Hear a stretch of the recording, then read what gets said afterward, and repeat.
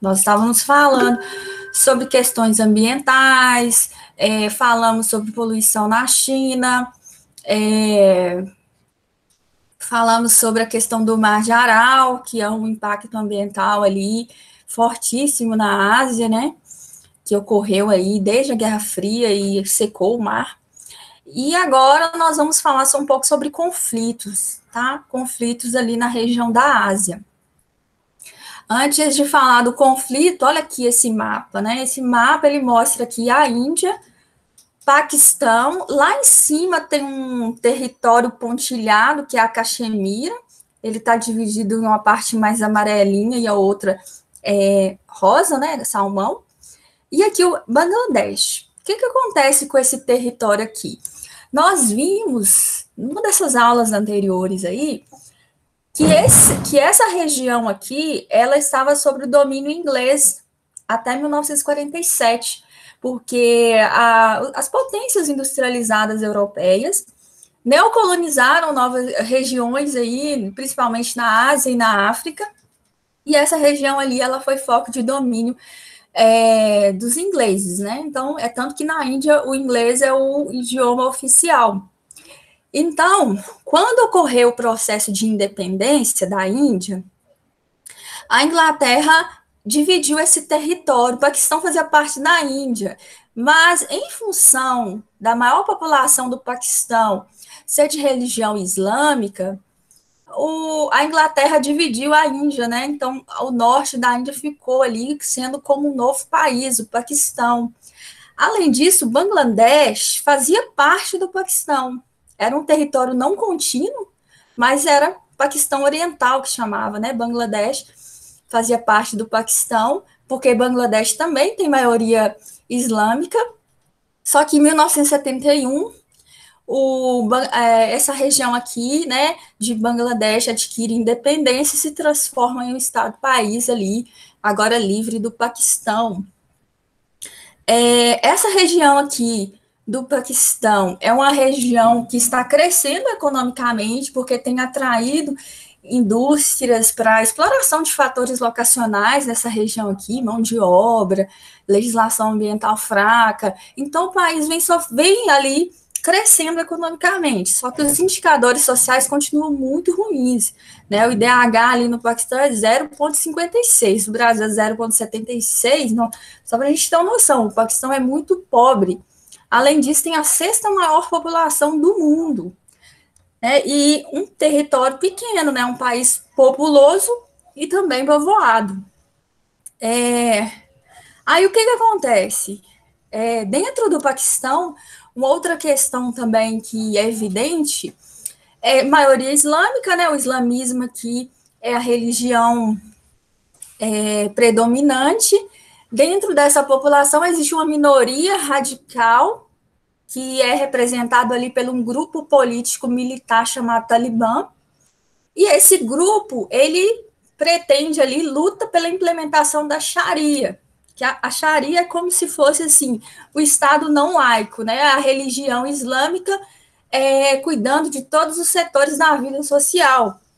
Então, Professora, sim. como é que é? Talibã? Talibã. Talibã, ele não é um país, não?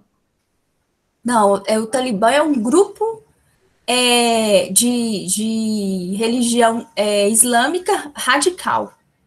Ah, tá. É porque eu fui E um dia ouvir falar dele na notícia e tal, alguma coisa assim. E aí eu lembro que eu vi que era um país.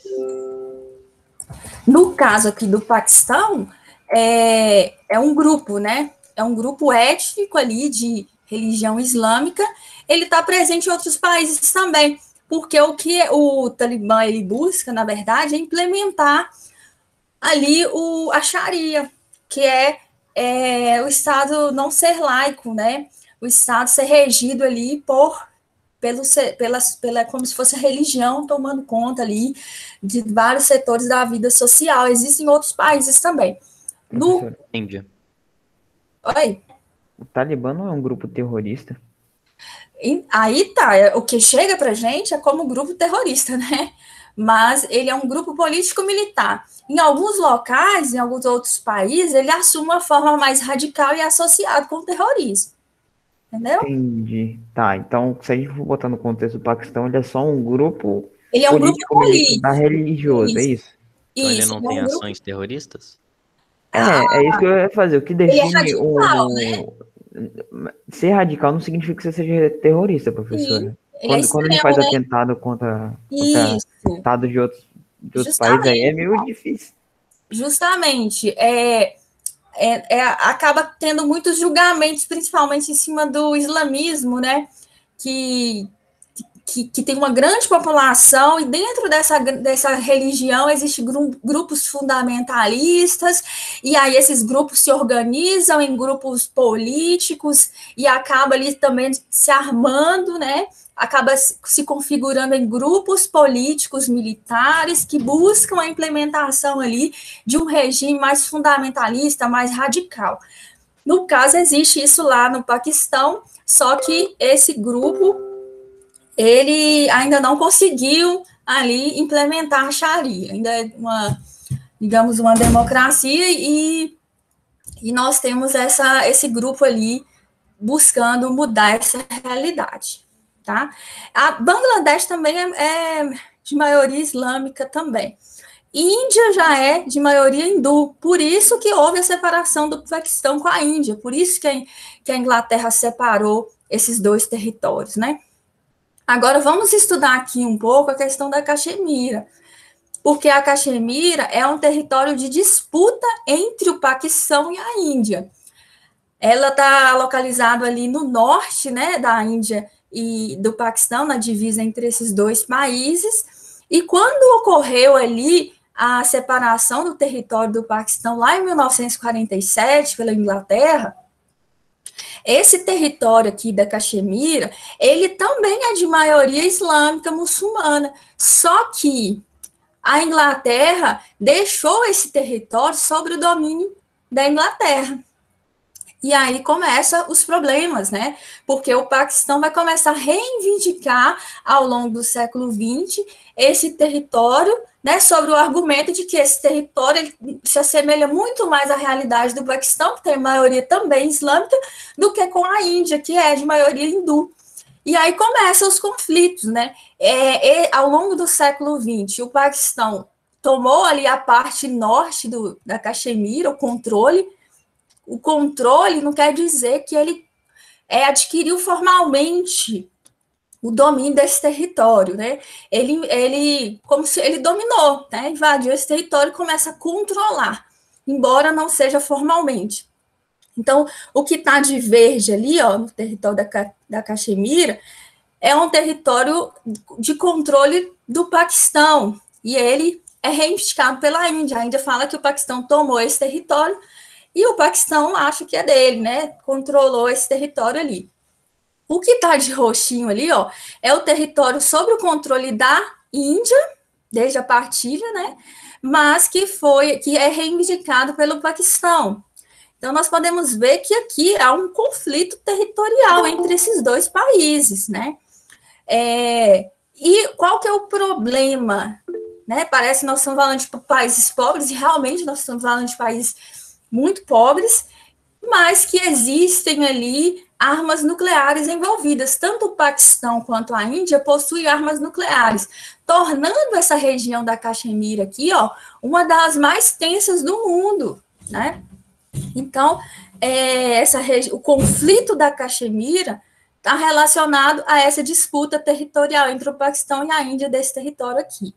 Nós temos outras áreas aqui também de conflito, de amarelo aqui, por exemplo, é um território que está sob o controle da China, mas ele é reivindicado pela Índia, então tem aqui uma tensão também, mas bem menor do que a relacionada aqui do Paquistão com a Índia.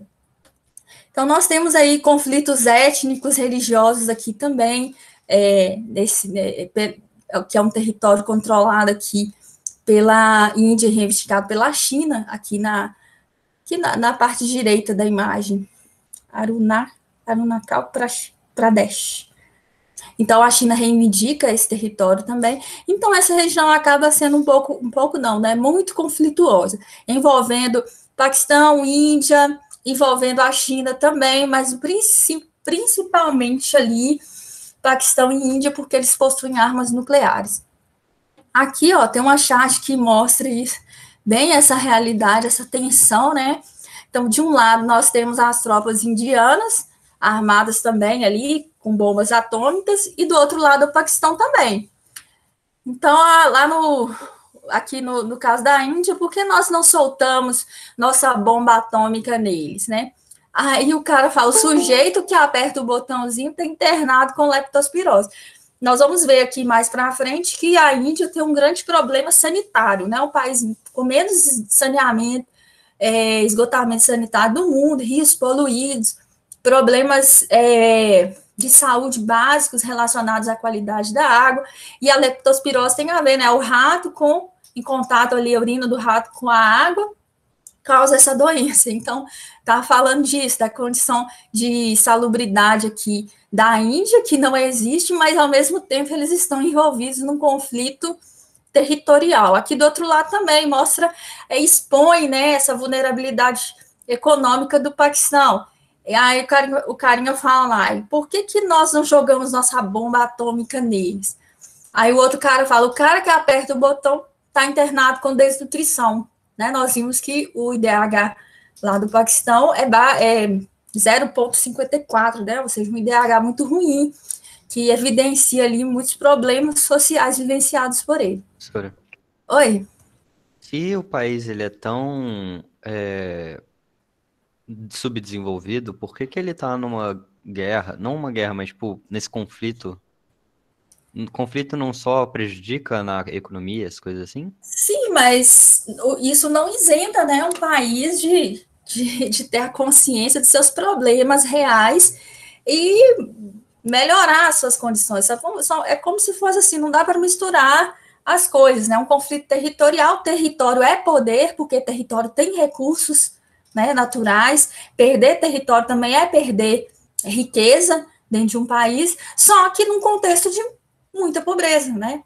Então, nós temos, por exemplo, a Índia tem a 7ª maior economia do mundo, mas seus rios são muito poluídos, morre gente com doenças muito básicas, assim, que saneamento resolveria, mas e daí?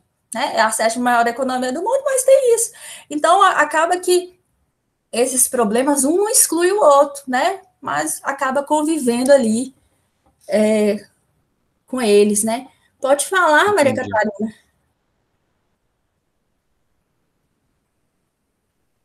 Desculpa, professora, foi sem querer. Ah, tá. Não, beleza. Vamos falar aqui, então, agora dessa região de Punjab. Essa região, ela está localizada também entre o Paquistão e a Índia. E ela é um caso bem peculiar, porque essa região de Punjab é como se fosse um estado, uma província, né? Ela está uma parte localizada no Paquistão e a outra parte está localizada na Índia. Né? Na Índia, a gente sabe que é maioria hindu, lá no Paquistão, maioria muçulmana de religião islâmica. O Punjab, então, quando ocorreu ali a partilha do território do Paquistão e da Índia, lá no contexto lá de 1947, 62% dessa região de Punjab ficou sob o controle do Paquistão e o restante sob o controle da Índia. É como se fosse um estado, tipo assim, parte de Minas Gerais ao meio, uma parte da Índia e outra parte do Paquistão, sabe? É um estado que ficou dividido entre esses dois países. Tem aquele negócio lá de Portugal e Espanha no Brasil colonial? Portugal, não sei, não estou lembrando. A unificação de Portugal e Espanha por um só reinado. Quando Espanha e Portugal se juntaram suas colônias por meio de um rei. Uhum. Aqui no caso territorial, não só politicamente, mas o controle aqui, ó, é dividido. Não sei como que é o contexto histórico que vocês estão explicando aí, mas aqui no caso de Punjab, A parte que está, né, da província que está do lado da Índia é gerenciada pela Índia. E a outra parte de Punjab, que está sobre o território do Paquistão, é regido pelo Paquistão. Então, há essa Então, divisão. o Brasil colonial era parte Portugal e parte espanhola, Uhum. para não Hum, ter conflito. Na verdade, na época colonial era um reinado só. Então, digamos que Punjab seria regida por um governante só. E como se fosse Paquistão e Índia, a mesma coisa. Entendeu? Tipo, o mesmo governo. Ah, tá, sim. Acho que aí já é diferente, porque como tá de um lado e de outro, tem É, dois governos Ah, eu não diferentes. sabia disso não, não lembrava disso não. Isso é tipo Berlim, quando tinha o Muro de Berlim. Tipo, era Berlim Oriental e Berlim isso, Ocidental. aí Entendeu? eu lembro. Berlim foi dividida na cidade em duas, né? Duas regiões regidas por políticas diferentes. Aqui é a mesma coisa, né? Então acaba sendo peculiar no território. E acontece que aqui nessa região de Punjab, no norte da Índia, é uma das mais prósperas da Índia, né? Então é uma região aqui bem peculiar, onde uma província está dividida sobre dois países, né? Então, esses conflitos aí, essa questão do Paquistão, da Caxemira, da Índia, acaba ali também tendo envolvimento da China em algumas partes, né? E essa questão de Punjab. Agora, pessoal, nós vamos partir aqui por uma análise mais sociobiodiversa, digamos assim, da região da Ásia.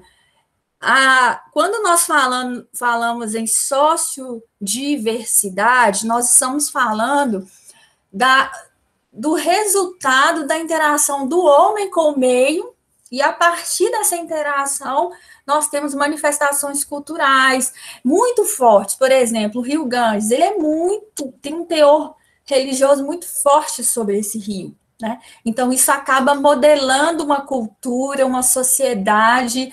Então, nós vamos falar um pouco disso, de como que essa interação do homem com o meio ambiente ali na Ásia provoca essas manifestações culturais, muitas vezes ligadas à religião, como é no caso ali de Ganges. No caso aqui nós vamos falar sobre o Rio Amarelo, que é um rio também, o segundo rio mais importante da China, que tem um teor cultural também muito importante.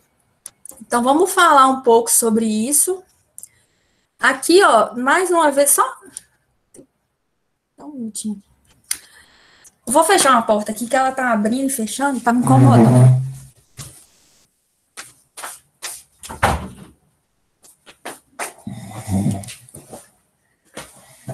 Pronto.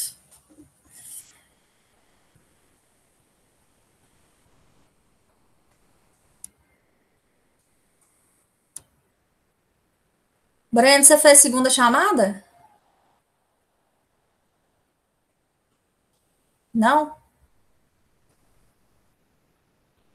Não, eu vou disponibilizar as notas hoje, porque os meninos que fizeram segunda chamada fizeram ontem, então eu vou lançar tudo junto, tá bom? Então, vamos continuar aqui. Então, o resultado dessa interação do homem com o meio aí, quando nós analisamos a paisagem ali da Ásia, nós vamos observar que os rios têm grande importância nessa manifestação cultural.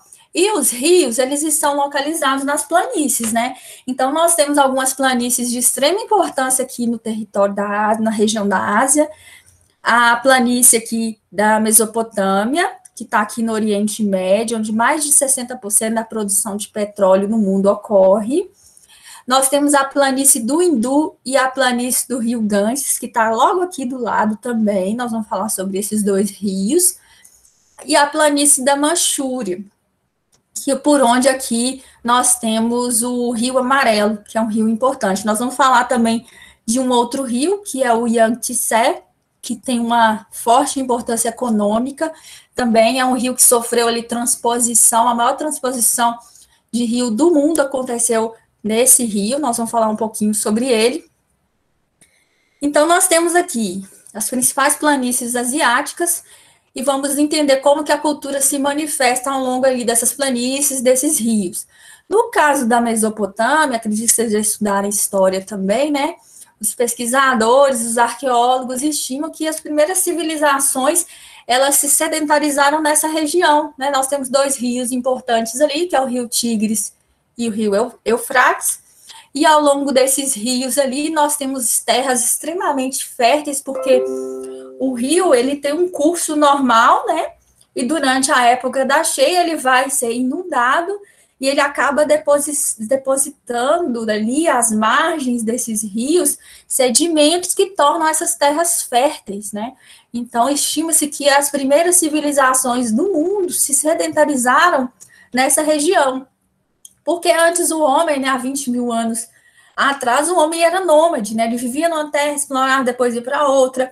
Ele não tinha o domínio da agricultura ainda, e acredita-se que foi exatamente nessa região que isso aconteceu. O domínio da agricultura, o domínio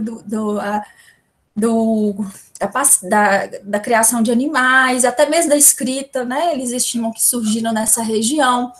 Então, essa região aqui da Mesopotâmia, ela tem essa importância aí, né?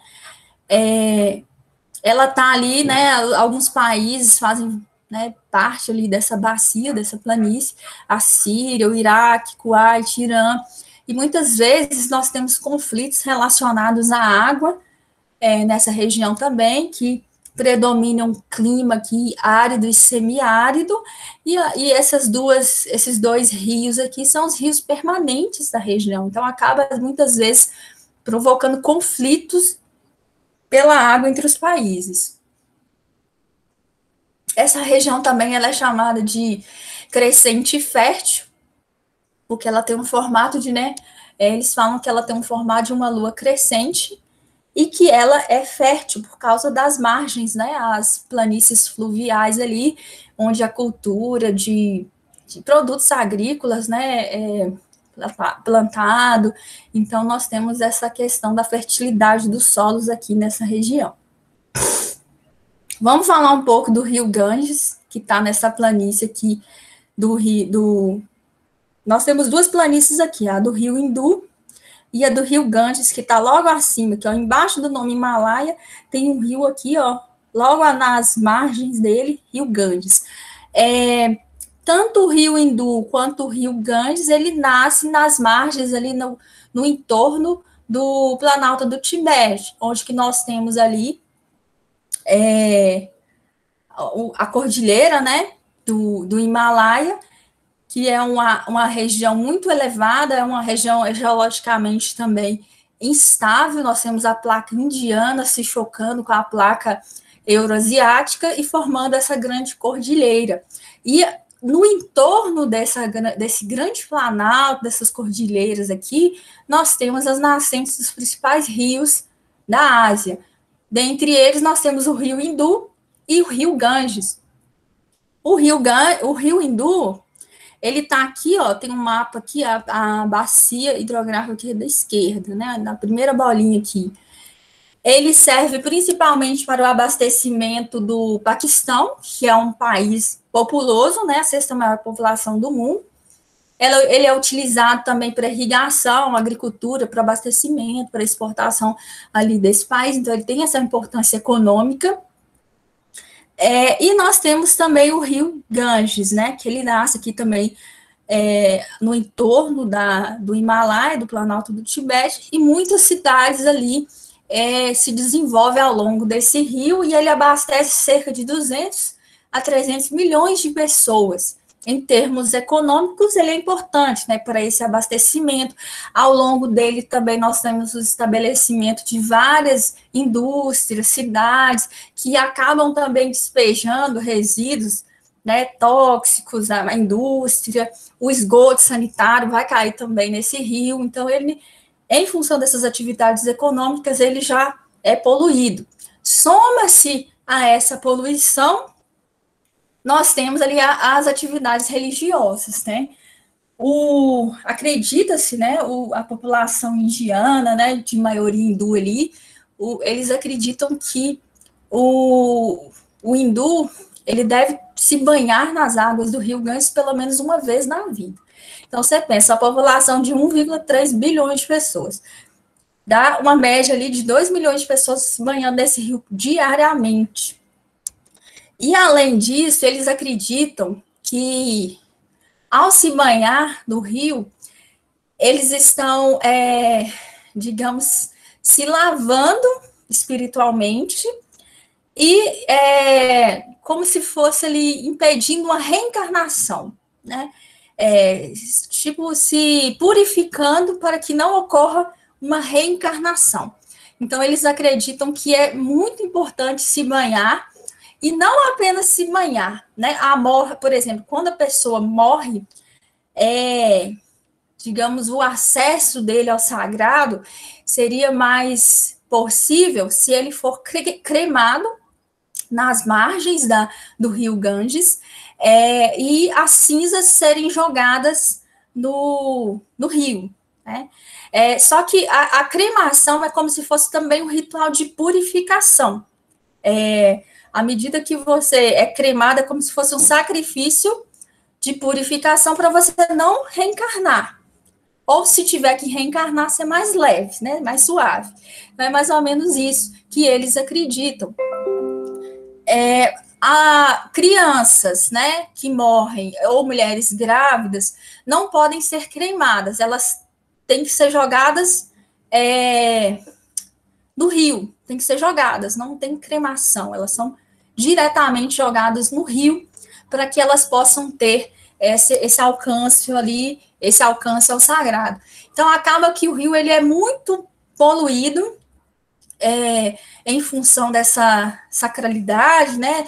Eles acreditam que uma deusa foi habitar no rio, né? E a partir dessa morada dessa deusa no rio, esses rituais fazem parte ali de purificação, de evitar reencarnação. Crianças e mulheres grávidas não podem ser cremadas, elas têm que ser jogadas diretamente no rio. Então, acaba que o rio ele é muito poluído, vários corpos são encontrados diariamente nesse rio. Só um minuto aqui. E, além disso, eles só fazem oferendas, né, diariamente para essa deusa também, e ali só vai somando, né, a poluição do rio, né, atividades religiosas, corpos jogados nos rios, poluição industrial. Eu peguei essa reportagem aqui que fala sobre a Covid-19 na Índia, né, que é um dos países que nem dados eles têm assim muito bem. Então, vários corpos, centenas de corpos são encontrados diariamente ao longo porque o rio ele tem um percurso, né, e ao longo desse percurso várias cidades ali se desenvolvem nas margens, e muitos corpos são encontrados nesse rio, não somente em um ponto, mas ao longo de todo o rio, e muitas vezes está relacionado ao Covid-19 de pessoas que sequer foram contadas como vítimas ali da pandemia, porque o sistema de saúde indiano ele entrou em colapso, na verdade, né?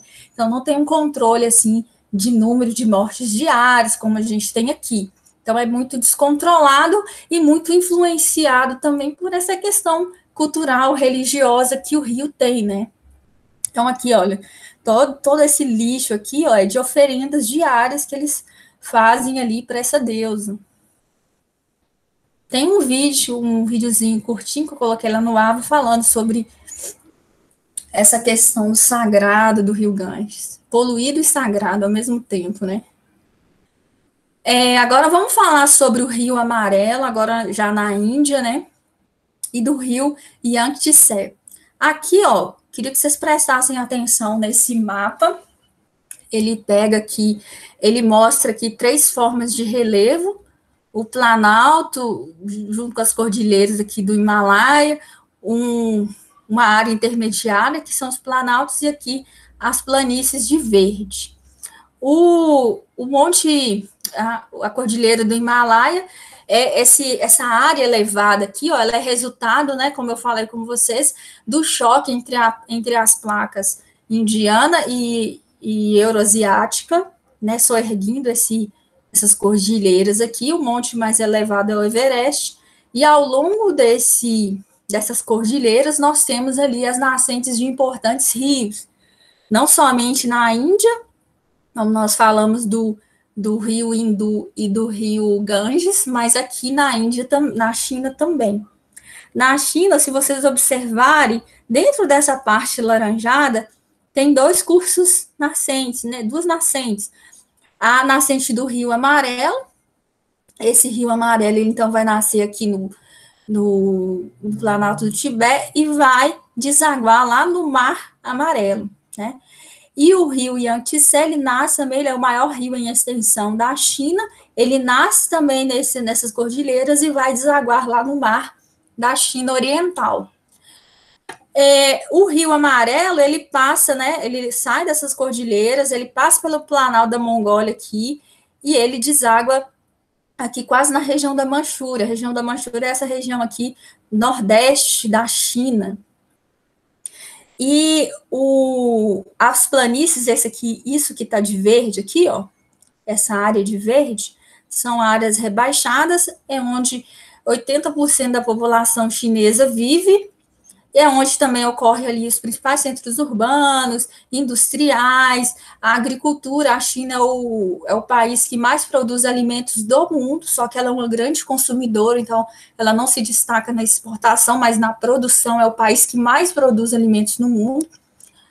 E essa produção está aqui também nessas planícies, nessa área de verde aqui. À medida que nós adentramos para o interior aqui, para o oeste da China, o clima, né, ele fica mais árido, fica, né, mais frio, e a ocupação humana vai sendo dificultada. Por isso também que é complicado essa questão do território aqui na China. É um imenso território, só que ele é pouco povoado, em função dessas características naturais.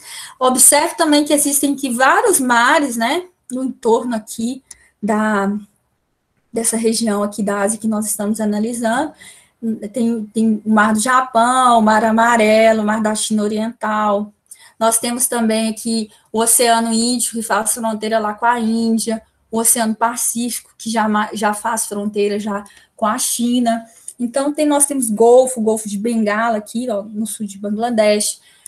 Então, nós temos essas questões aqui naturais relacionados a essa região, principalmente a China, né, que nós estamos analisando aqui. Vamos falar do Rio Amarelo, então, que é esse rio aqui, é o segundo maior rio em extensão da China. Ele nasce aqui nas cordilheiras e deságua aqui no Mar Amarelo. Ele é importante, ao longo desse rio, várias cidades se desenvolvem, e ele vai também desaguar numa região extremamente urbanizada.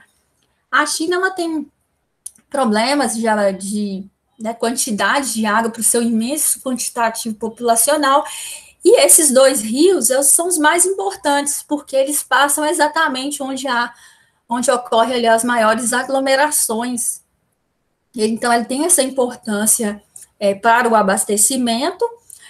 Ao longo das margens do Rio Amarelo, olha aqui o Rio Amarelo, ao longo das margens do Rio Amarelo, as planícies são férteis também ao depósito de sedimentos que torna ali esse rio, essas planícies férteis, e a prática da agricultura também. Essa agricultura ela vai ser nesse estilo aqui, ó, de terraceamento, que é uma forma de plantio mais sustentável. Ela ocorre ali, eles constroem, né, platôs ali numa mesma linha altimétrica, e ali que permite como é que fala? A concentração de água e o plantio do arroz, né? Além disso, a erosão aqui vai ser em menor quantidade também, porque uma forma mais sustentável, a água não vai escoar com tanta velocidade, então a erosão vai ser freada aqui nesse sistema, e ele é altamente produtivo. Além disso, pessoal, essas terras aqui, ao longo ali das margens do Rio Amarelo, elas recebem uma espécie de poeira do solo lós, por isso que ele tem essa coloração amarelada, dourada, né, por causa desse solo aqui, ó, formação de lós, solo lós. Ele tem essa coloração amarelada. Tanto o vento como as enchentes acabam levando esses sedimentos para dentro do rio, e também para as planícies, fertilizando essas planícies e favorecendo a agricultura. Esse rio aqui, eles estimam que a primeira civilização ali chinesa ocorreu ao longo das margens desse rio. E nós temos aqui associado também a esse rio muitas inundações ali, no caso, de forma natural. Por quê? Esse solo aqui, ó, ele, quando está em contato com a água, ele acaba se acumulando em alguns pontos do rio, formando represamentos naturais. Então, imagina um rio de grande extensão territorial. Ao longo desse percurso, o rio vai levando sedimentos e, em alguns pontos, ele vai se acumulando, formando uma barragem natural, né? E em determinado momento, quando nós temos ali uma chuva mais forte, esses sedimentos, que é como se fosse uma lama, né? Ele vai ceder e lá mais abaixo sofrer inundações que vai matar ali milhares de pessoas. Isso aconteceu até 2.200 anos antes de Cristo, essas grandes inundações, que desastres naturais, né? Esse curso já mudou, já teve aí 9 grandes inundações, matando ali milhares de pessoas, em função dessa questão ali da própria dinâmica natural do rio, de acúmulo de sedimento, forma barragem, chuvas mais fortes, e depois ali as inundações. Isso foi resolvido depois, eles criaram uma tecnologia lá, né, antes de Cristo, que é a construção de diques que reduziu ali essas inundações naturais. Tanto que o rio, eles chamam aqui, ó, Rio das Lamentações, por causa dessas enchentes, inundações, né, naturais, que acabavam matando ali milhares de pessoas. Esse aqui eu peguei do livro. Aqui são as cidades que se desenvolvem ao longo do Rio Amarelo. Várias cidades aqui, né, no entorno desse rio, que acaba ali também poluindo, é um rio poluído, é um rio que tem passado ali por uma utilização muito maior da água do que a capacidade de renovação dessa água. Então, ao longo do tempo, ele já secou 2 vezes, ele é poluído, né, o governo vem proibindo ali o turismo nessa região, e nós temos aqui, ó, 2 grandes secas verificadas ao longo da história ali desse rio. Em 1972, esse rio ali, ele não chegou ao mar por cerca de 15 dias, e em 97 também, ele ficou quase um ano inteiro sem chegar no mar. Agora, por que isso acontece, né? Se perguntar numa prova, por que o Rio Amarelo ele começou a reduzir o seu volume? Por causa do aumento da população, as várias cidades, né, ao longo desse rio, e além disso, ele corre por um percurso onde tem as maiores aglomerações do mundo, né? Inclusive, as águas do Rio Amarelo abastecem a capital, né? Pequim é abastecida por esse rio. Tanto que essa questão ali das secas, da utilização da água, muito mais do que a capacidade de renovação. Que horas que acaba a aula, gente? 9h45, não? Ixi. Pergunta, professora, agora seria o horário de CM ou depois? É o último horário. Eu vou confirmar lá com o Capitão Luiz, e qualquer coisa, eu vou terminar essa parte aqui, a gente volta. Eu vou deixar um horário, eu deixei um questionário lá no AVA para a gente treinar, como se fosse uma prova.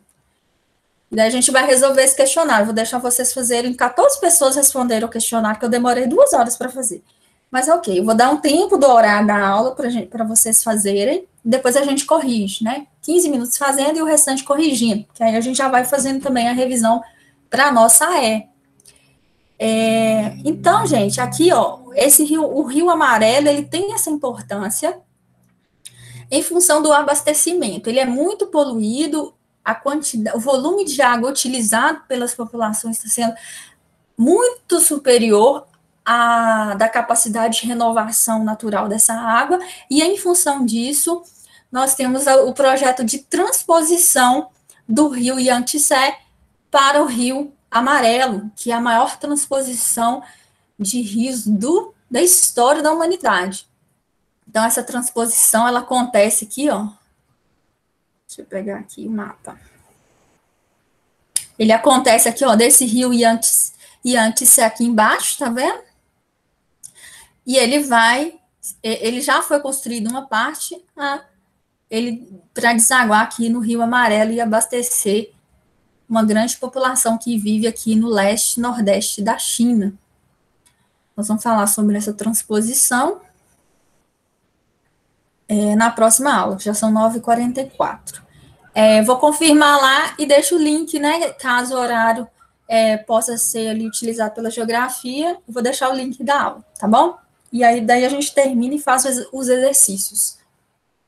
Então, pessoal, é isso. Só perguntar uma coisa para vocês. As professoras do presencial, elas trabalharam um pouco disso que a gente está falando aqui? De Planaltos da Ásia? Eu lembro da minha professora ter falado. Cultura, Rio Amarelo, transposição, a questão da Caxemira, do Paquistão. Eu acho que da cultura, elas até que não falaram muito, mas essa parte do Rio e dos física, Planaltos. elas falaram Elas bastante. trabalham normalmente mais a questão física, assim, sabe? Aspectos físicos. Aham, entendi. Sobre os rios, essas coisas, elas falaram. Não, beleza. Então, porque a prova, né, que vai ser centralizada, eles têm um roteiro de conteúdos que vai cair nessa prova, então a gente está seguindo mais ou menos esse roteiro para conseguir pegar todo o conteúdo. Então, eu pego mais essa parte humana, elas pegam mais essa parte física para ficar um pouco. Pode até ser que eu acabe repetindo aqui, elas lá também, mas é o conteúdo que vai cair na AE e vai ser bom para vocês também reverem isso, acaba revisando também. Então, beleza, gente? Então, vou confirmar lá e falo com vocês mais tarde, tá bom?